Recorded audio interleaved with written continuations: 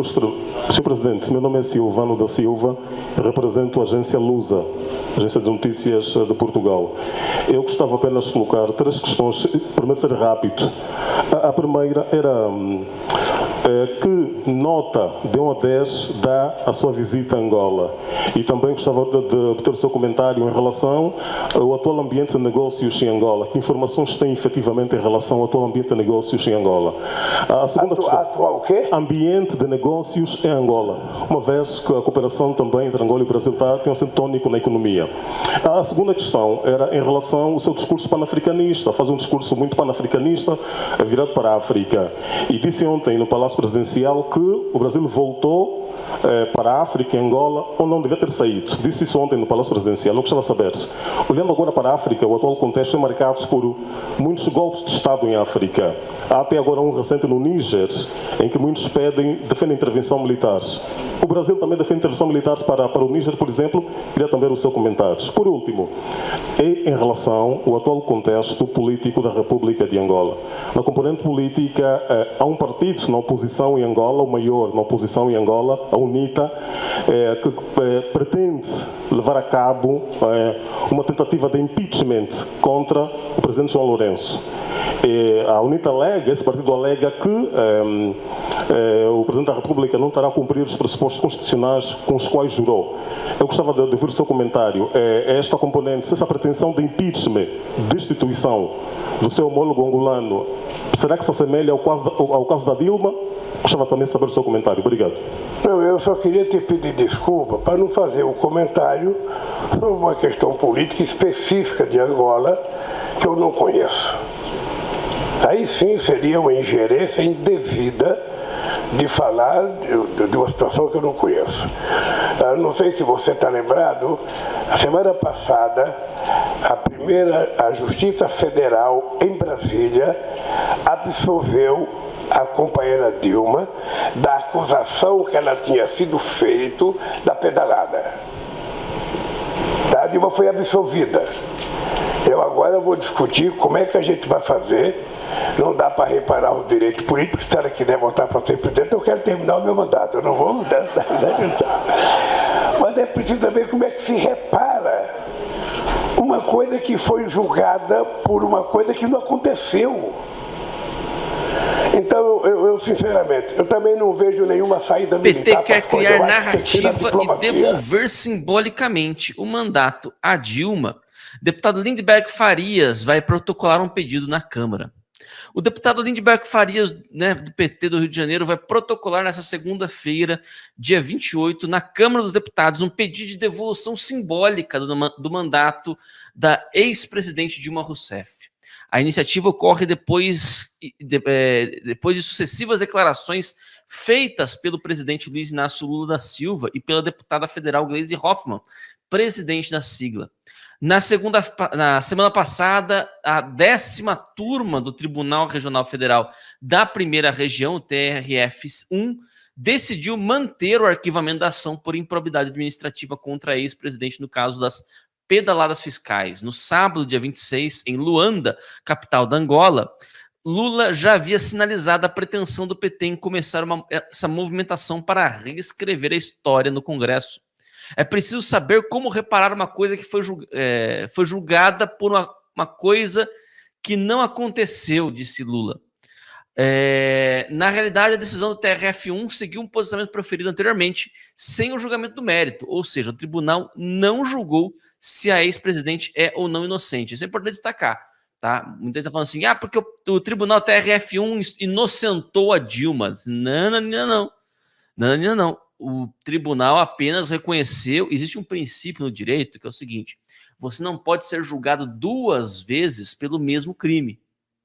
Né? Você não pode ser julgado e condenado 2 vezes pelo mesmo... Julgado você pode, né? Se houver erro processual no primeiro julgamento comprovado, né? Tanto que te inocentou quanto te acusou, te condenou injustamente, você pode ser julgado de novo, né? Pedir um novo julgamento. Mas você não pode ser condenado pelo mesmo crime 2 vezes. Então, se você foi condenado por um crime, né, por um tribunal, ele já te deu a sua pena por esse mesmo crime, o tribunal não pode, o outro tribunal não pode vir te julgar de novo, entendeu? E esse foi o posicionamento do TRF1. Ele diz o seguinte, olha, já houve o julgamento da Dilma a respeito das ações de improbidade. Qual que foi o julgamento da Dilma sobre a improbidade? Foi justamente o julgamento do impeachment. Entendeu? Foi justamente o julgamento lá no Senado, presidido pelo presidente, na época, presidente do STF, Ricardo Lewandowski. Então, esse já foi o julgamento da Dilma Rousseff e ela já foi condenada. Então, nós não vamos aqui, né, proferir uma nova sentença a Dilma Rousseff, porque o seu caso já foi julgado. Foi só isso que o TRF1 disse, né? Ele não disse absolutamente nada sobre inocência, sobre nada, zero. E disse mais, que o TRF1 não seria a instância adequada. Não seria a instância adequada, não seria o local adequado. Também tem isso na declaração. Exatamente. Então, não houve por parte do TRF1 a declaração de que a Dilma não é inocente. Apenas a declaração de que, olha, não convém julgar a Dilma Rousseff aqui nessa ação por 2 motivos, né? Primeiro, exatamente, porque ela já foi julgada e já foi condenada, então não tem por que ficar falando aqui de novo, entendeu? E o outro, né? O outro motivo é a instância, né? Não faz sentido, né? Vamos lá. Vamos continuar aqui. Peraí. Aqui, beleza. De acordo com o parecer do jurista Zélio Bicudo, Janaína Pascoal e Miguel Reale Júnior, Dilma cometeu crime de responsabilidade ao realizar manobra contábil no Poder Executivo. O documento do trio pautou o pedido que culminou no processo de impeachment da Dilma Rousseff, da petista. Ela deixou o poder em definitivo em agosto de 2016. Na ocasião, Dilma perdeu o mandato, mas seguiu com seus direitos políticos. Dessa forma, ela se candidatou ao Senado pelo PT de Minas Gerais em 2018. No entanto, passou longe de conseguir se eleger. Acabou a disputa na 4ª colocação, atrás dos eleitos Rodrigo Pacheco e Carlos Viana e de Dines Pinheiro. Nesse ano, com a volta de Lula ao poder, Dilma foi nomeada presidente do novo Banco de Desenvolvimento, o Banco dos BRICS.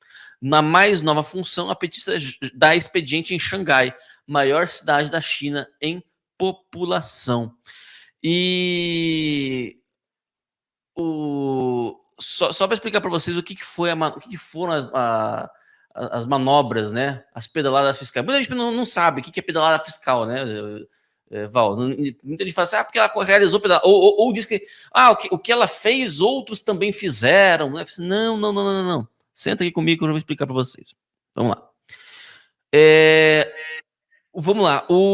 Imagina o seguinte, o governo ele tem que pagar os auxílios que ele dá. Né? Então, na época, Bolsa Família, Bolsa Escola, Bolsa não sei o quê, entendeu? Então, assim, o governo tem que pagar os auxílios que ele dá. De que maneira que ele paga esses auxílios que ele dá? Né? Ele transfere, né, do erário público para 2 bancos públicos, a saber, Banco do Brasil e Caixa Econômica Federal, né? Transfere ali o dinheiro para que essas instituições possam fazer a distribuição nas contas dos beneficiados. Então você vai lá e você vai sacar o seu Bolsa Família, vai sacar o seu Bolsa, né, qualquer coisa lá, né, você vai através da Caixa Econômica Federal ou do Banco do Brasil. São só essas 2 instituições que operam, fazem essa movimentação. Então vamos supor que nesse mês, o governo ele transferiu para o Banco do Brasil R$500 bilhão em benefícios, 500 milhões de reais em benefícios, né? Para o Banco do Brasil fazer a sua distribuição, né? Então ele tem que pagar primeiro, né, para o banco público, né? Para daí o banco público ir lá e distribuir o dinheiro. Só que pode acontecer, ocasionalmente, ter mais pessoas registradas do que entrou no sistema propriamente dito. Porque às vezes esses registros acontecem de maneira, né, não é muito automático, né? São várias instituições, vários departamentos dentro do Estado, né, que cuidam disso daí. Então pode acontecer disso. Então o que aconteceu? Mais pessoas do que o previsto foi lá sacar o benefício. Então o governo mandou 500 milhões de reais mas o gasto total foi 505 milhões de reais. Bom, de onde veio esses 5 milhões a mais? É muito simples. O banco vai lá, paga, né, do seu próprio dinheiro, né, abre o seu próprio crédito, né, e paga esse dinheiro para os beneficiados. O beneficiado não ficava sem dinheiro, e aí ele remetia para o erário público uma ordem de pagamento de 5 milhões. Em 48 horas estava lá o dinheiro na conta. Então é isso. Basicamente era só uma jogada para não permitir que o beneficiado fosse prejudicado. Que acabasse o dinheiro, o beneficiado não saísse sem o dinheiro lá. Então você fazia essa movimentação. Isso é perfeitamente cabível. Perfeitamente cabível. Isso, de fato, tanto Lula, tanto FHC, tanto vários outros, em São Paulo também, outros estados de São Paulo, né, governadores também fizeram isso, entendeu? Tudo isso aí foi feito, né, historicamente. De fato, isso era feito. O problema é o seguinte, não é isso a pedalada fiscal. A pedalada fiscal era o seguinte, o governo ele nem repassava o dinheiro e mandava o banco pagar do seu próprio bolso. Mandava, emitia uma ordem mandando o banco pagar do seu próprio bolso. O banco pagava do seu próprio bolso, gerava uma dívida para a União.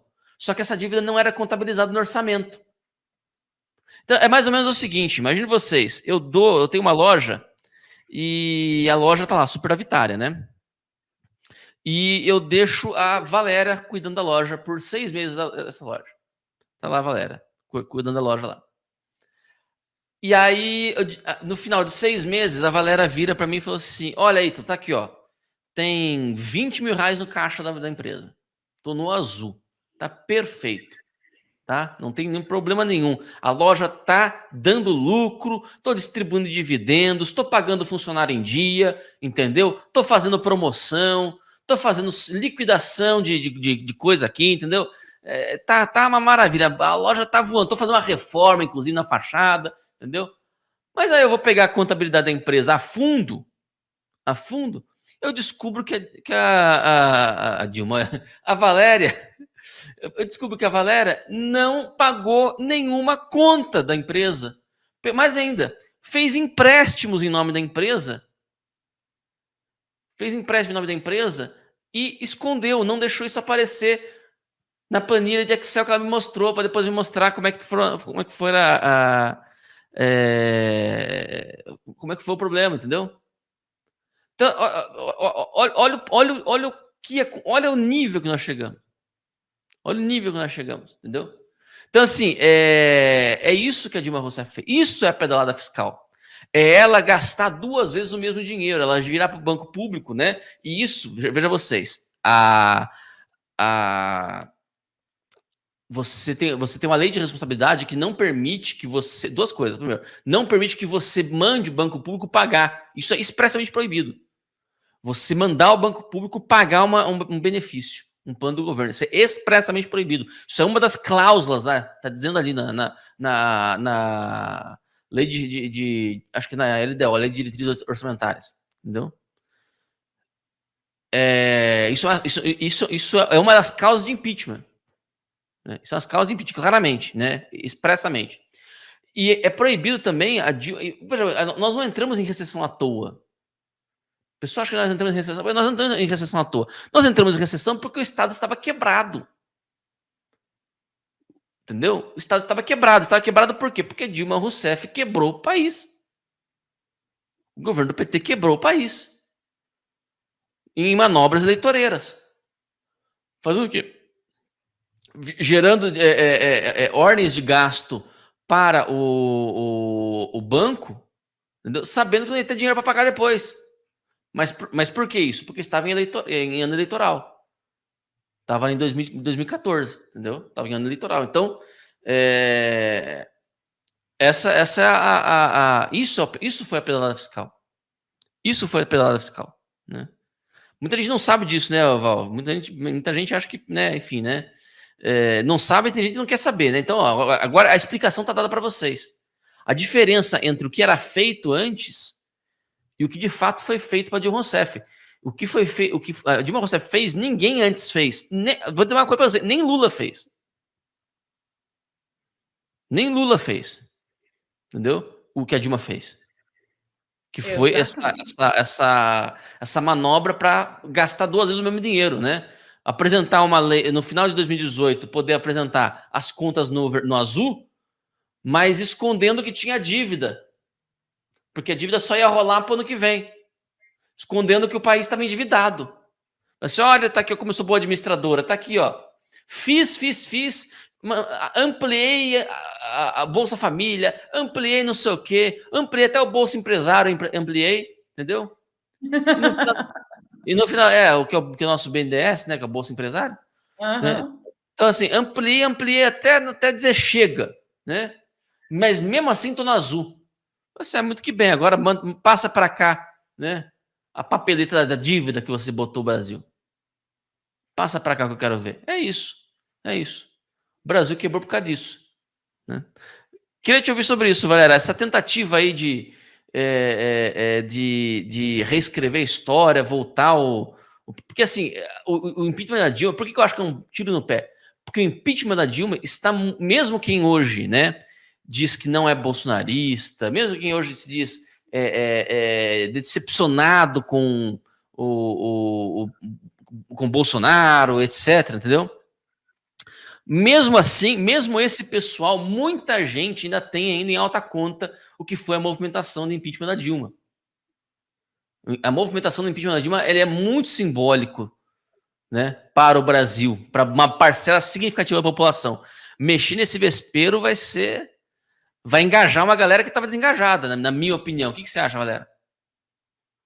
Então, isso pode acontecer mesmo, viu, Ítalo? De verdade. Por quê? Porque está chamando aquele povo todo que foi para a rua, que não tem nada a ver com bolsonarismo, que não tem nada a ver com conservadorismo, está chamando, além dos bolsonaristas e conservadores, mas todo aquele povo, tipo MBL, Amoedos, a Mil aí, está chamando todo mundo de palhaço, sem contar que a gente pode declarar que isso é um franco ataque às instituições democráticas da República da Banânia do Brasil, gente. Está chamando o STF de golpista? Está chamando a Câmara de golpista? O Senado de golpista? Todo mundo golpista? Todo mundo que falou, que prestou conta, que mostrou lá tudo que foi debatido nesse impeachment com amplo direito à defesa, muito diferente, por exemplo, dos presos de 8 de janeiro, muito diferente de Jair Messias Bolsonaro, muito diferente do próprio Daniel Silveira, cujo advogado foi acusado do abuso do direito de recorrer. Está chamando todo mundo de palhaço? É palhaçada isso? Além de colocar numa situação muito delicada tanto o STF quanto o próprio Congresso. Então, assim, pode ser um tiro no pé mesmo. Só que, como eu falei na abertura com você, Ítalo, de início, veja, pode ser um tiro no pé desde que as leis possam ser cumpridas, a população possa se expressar, tanto nas redes sociais quanto nas urnas, e será um tiro no pé para o PT, desde que o suprassumo, que a população possa, de fato, se expressar em seu desejo maior de pilar da democracia no sufrágio universal. Se é que vocês me entendem, vocês estão entendendo, né, gente? Então, pois é. Aí sim será o tiro no pé. Por quê? Porque se não houver nada disso, nem direito de expressão nas ruas, nem nas redes, e principalmente no sufrágio universal, porque ultimamente nós desfrutávamos até de uma liberdade muito, diria, imperiosa nas ruas, mediana nas redes, e nenhuma delas foi respeitada, na minha humilde opinião. Tá? Na minha humilde opinião. Então, mesmo com liberdade nas ruas e mesmo com uma certa liberdade mediana nas redes, a nossa vontade no sufrágio universal não foi respeitada. E aí? E se isso não for respeitado, será um tiro no pé? Não, não será. Quando esse pessoal chegou ao poder, de novo, essa ala mais revolucionária, né, de extrema revolução da esquerda aqui no Brasil, pós-64, o que eles tentaram fazer como primordial foi reescrever a história. Ah, porque o presidente fugiu, ah, porque o presidente abandonou, ah, porque não teve vacância. E contaram uma outra história e derrubaram a vacância. Derrubaram a vacância do presidente que picou a mula e que o Congresso decidiu que deveria, sim, ter uma intervenção militar em 1964, apoiado pelo povo, que teve o seu direito de expressão respeitado, apoiado pela Igreja, que teve o seu direito de expressão respeitado e noticiado com certa verdade pela maioria dos veículos de mídia da época. Mas aí, não, porque não fugiu, não. Ele estava aqui, não vagou, não. Não estava vaga a cadeira de presidência, não. Não foi isso que aconteceu? O que está acontecendo agora é exatamente isso. Pergunta: não dá? Ninguém vai parar eles? Pelo que eu estou vendo, não, tá, gente?